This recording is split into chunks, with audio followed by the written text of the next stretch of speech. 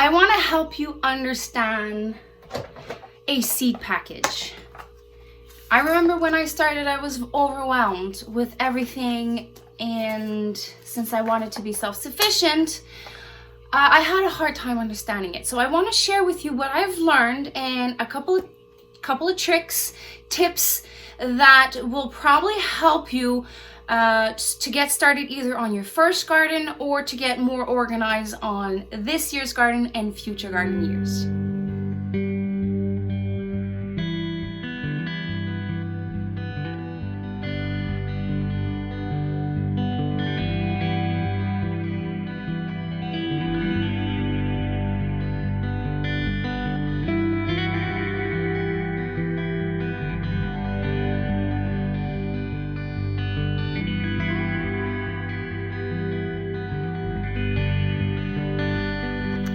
Hello and welcome to Back to Basics Homestead. My name is Annie. Here on this channel you will find information and a sneak peek in my life as a homesteader, Canadian homesteader in the province of Quebec.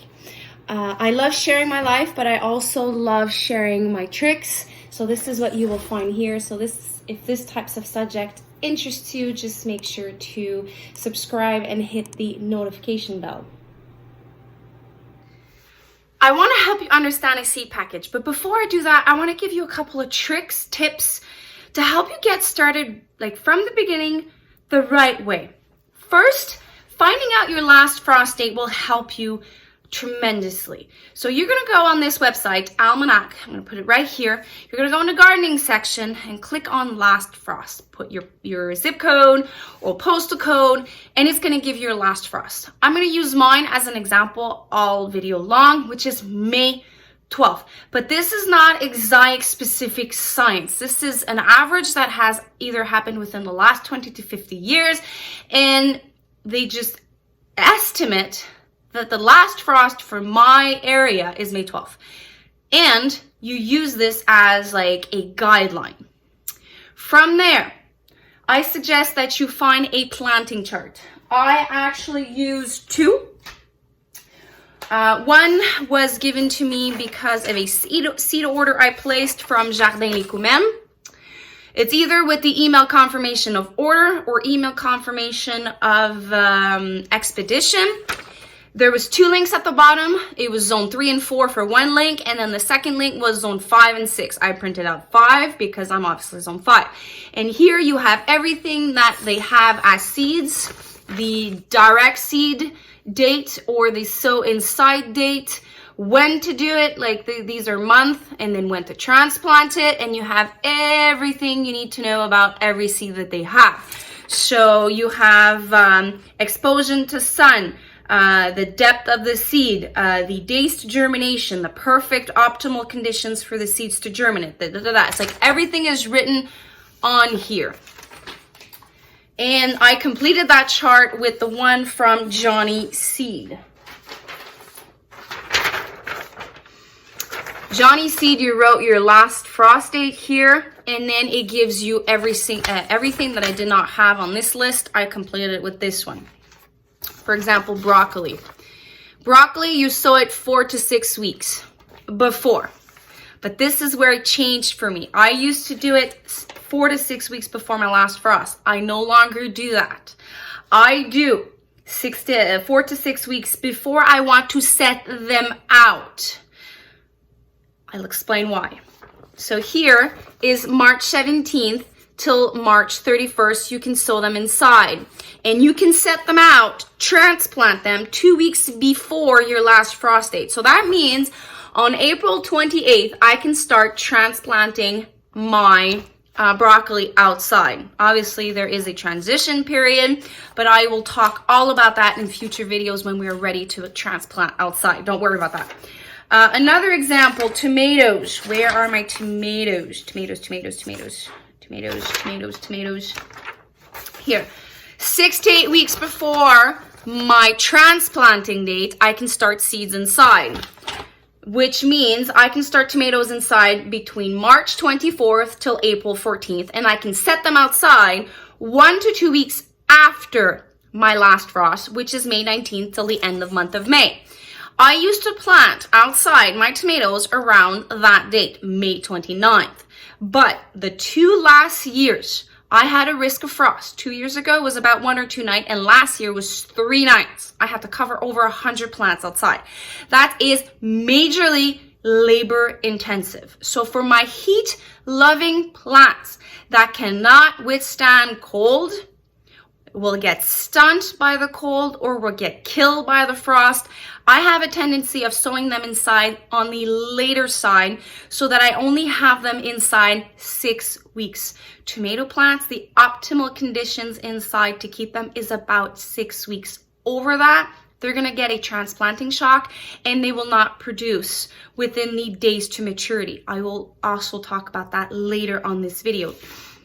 So I suggest, I know every single gardener wants to sow seeds. I suggest that you take your time and follow your planting chart with your, with what's written. The last is an agenda. I actually write in my agenda, I'm going to give you an example for onions on February 3rd. Where is February 3rd? On February 3rd, I can start sowing my onions, and if ever hectic life comes in, I have till 17th of February to sow them. And then I wrote down that in April, I can start transplanting them on April 14th. I wrote all of that down. I always do this every year, but this year I am doing something differently. I am trying to write down the date that I officially transplant all my onions outside, and then I'm going to look at my seed package and I'm going to see, okay, I have an average of about 100 to 120 days before I harvest them. So I'm going to write this in my agenda so I can have like a harvest schedule to be more organized so I don't harvest them too early. Obviously, I will check them out during the season to make sure that everything is great, but I want to have a actual idea of when to harvest it. I say that because with my potatoes last year, I harvested them too early. I had good success. I thought I was doing everything right, but I harvested them a little bit too early, so they were on the smaller side. If I was a little bit more patient, my plants were not struggling. They were not showing any sign of disease. I should have let them go on a little bit further and I would have got bigger potatoes, and I probably would still be eating potatoes now.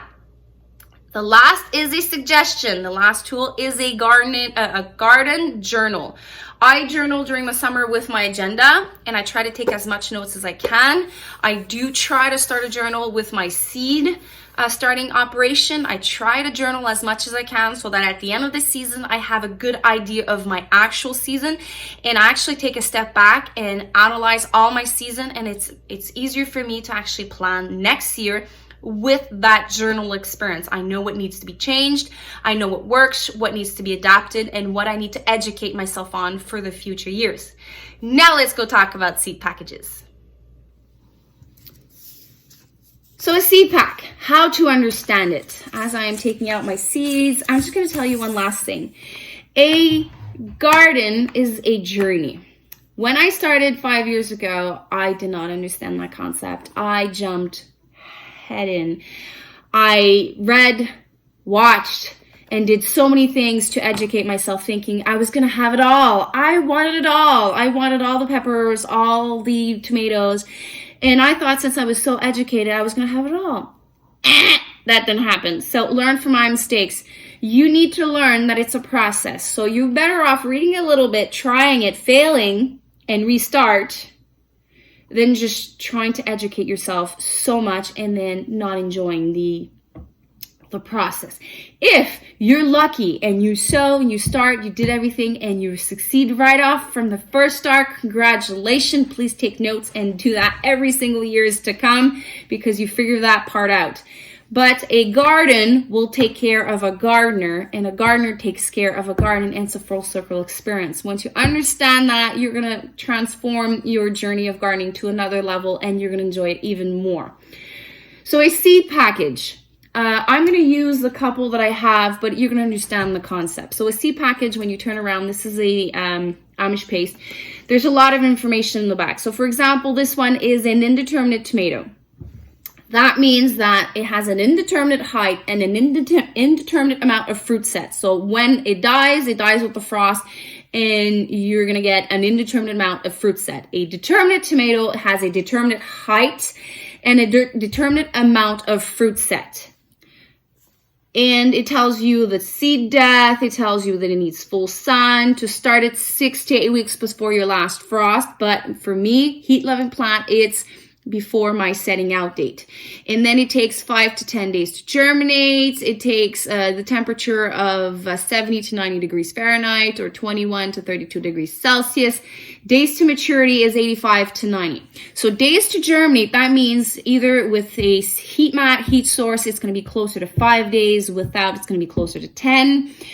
And days to maturity means from the day that you transplant outside. But there's a big but here. If your plant is stressed, root bound, leggy, it's going to take longer than that. So that's why I encourage you to hold on sowing seeds too early. Because in the end, you're not going to have tomatoes earlier. You're going to have tomatoes later. That has happened to me every single year. Every single year. I have sowed seeds super early. They were super leggy, super stressed. Some of them were root bound. And I did not have tomatoes, as it says here. I know it's optimal conditions, but if my plant was not stressed or leggy, I would have had tomatoes earlier. Unless you have all the conditions met and you have a heated greenhouse, and you can actually have tomatoes in that greenhouse that is heated, start your seeds on time. Don't start your seeds too early. And then it tells you the plant spacing, and the fruit will be about 8 to 12 ounces. It tells you a little bit about the tomato and a little bit about the harvest. For a pepper, I'm going to show you 2 types of seed package. This one says it's container friendly. It needs full sun. You start them inside 8 to 12 weeks before your setting out date. It takes 7 to 20 days to germinate. Peppers love heat to germinate. They will germinate way better with a heat source. Some of them put them on a Scott towel that is wet on top of their fridge, or directly on a heat mat, or next to a heat source, and they will germinate closer to 7 days. And it takes up to 20 days for a pepper to germinate. I have so many peppers, so I use obviously a heat mat. Days to maturity, that means in 75 days for a banana pepper, you're going to have a unripe color pepper. So in this case, yellow. And you're going to have a ripe red banana pepper 15 to 30 days after that. So after that, you can space them outside 10 to 12 inch. This is a Jardin Les Coumènes one, so it gives you the basic information, but with the seed planting chart I showed you, you have everything you need for peppers.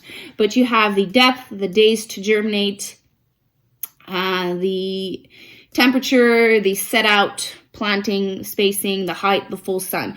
And I wrote on this one that it takes 70 days for it to turn green and 90 days to turn red, as per the website or the chart. I can't remember where I took that information, but in ideal conditions, so I'm going to have a red pepper in 90 days. Another seed package I wanted to show you is lavender. This one requires cold to actually germinate, stratification. So you need to put it in the fridge 30 to 40 days. And then you have the information in the back of everything like I just said. But it doesn't tell you on this when to start inside. So that's why I suggest a planting chart. This one is a squash, a summer squash. Here it says days to maturity, 50 days. Squash, melons, cucumbers, a summer squash, winter squash, pumpkins. You can direct sow them outside. And the days to maturity is when you take the seed in and you put it in the soil. I prefer, since I'm in zone 5 and I have cucumber beetles, squash bugs, vine borers, I prefer starting them inside a little bit earlier to give them a head start so that when I plant them outside, not stressed, not leggy, perfect size, they have a head start. And when the pest pressure comes out, the plants can actually survive most of the stress that they do. But you can direct sow squash outside. Now for direct seeding. That includes greens, kale, spinach, beets, turnips, rutabagas, radishes, peas, dry beans, pole beans, bush beans. I'm probably forgetting some corn. You can start them directly outside, and the days to maturity would be from the time that you take the plant. But on the seed package, it's going to tell you if it's cold. They can resist either cold or the frost, or it's going to get killed by the frost. So greens can usually withstand a little bit of cold. Peas also, beans, not that much. Beets can be a little bit tolerant. Turnip, same thing. So that planting chart, if it does not say on your seed package if it's cold hardy or it needs heat, it's going to tell you when to direct sow it. So that's why the two of them is a perfect duo to actually give you a good experiment. Like carrots. This beautiful carrot says that it takes 12 to 18 days to sprout. The ideal temperature, you sow it depth 1/4 of an inch, 2-3 inch apart. It's frost hardy, and it needs 6 to 8 hours of sun. So you have all of that here. I think I pretty much said everything I know about seed packages. But there's one more thing I want to say. Make your learning experiments fun. Like, obviously, I do bend the rules a little bit. Like, I played a lottery with my squash. I sometimes plant them outside before May 12th. And I just watch the forecast to make sure that there's no frost. And if there is frost, I only have 5 plants to cover. So it's not that bad. So I do have experiments outside and I push the limits. But on things that are super, super important to me, like peppers and tomatoes, beans, these are the 3 crops that I try to grow as much as I can. I don't play that much the lottery because I can't afford it inside and I can't afford it outside. If I lose 50% of my tomato plants, I'm kind of screwed. Because like I would have to end up either buying them or make do with what I have and hope for the best. Now you have all you need to understand a seed package and all the language around seed starting. And with the tools that I suggested, all of that together, you have everything you need to start your seeds in a couple of weeks. If there's anything I said that you don't understand or you still feel insecure to start seeds, make sure to comment below. I will read you and I will answer you as quick as I can because I want you to have the best gardening experiment. And remember, try to I share my experience and my knowledge, but make sure to make your own experiment because you're also going to learn from it. You can learn from my mistakes, but you can also learn from yours. So happy gardening, well, not gardening, seed starting season. And I thank you for passing by the homestead today. And I wish you have a wonderful day. Take care. Bye.